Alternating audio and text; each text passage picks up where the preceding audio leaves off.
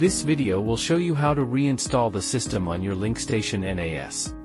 In some non-standard situations, for example, if critical Unraid system files in the Unraid boot drive were accidentally deleted due to incorrect shell command line operations, a reinstall of Unraid may be required.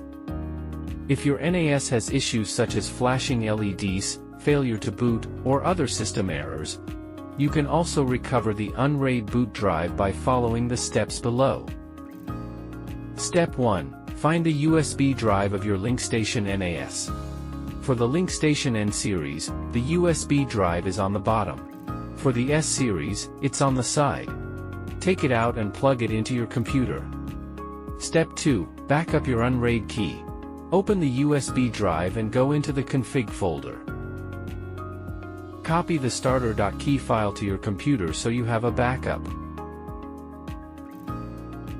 Step 3. Download the tools you need.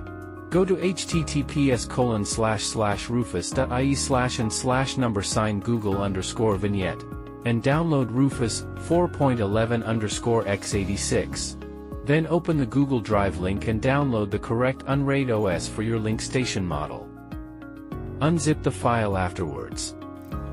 Step 4. Create the bootable USB drive. Open Rufus. Click Select. Choose the Unraid OS file you just extracted.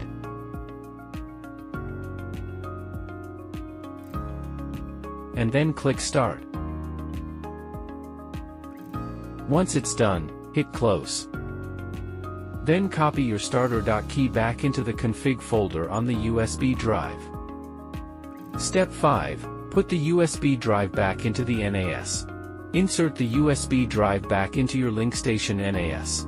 If you see this screen, it means the system reinstall is complete.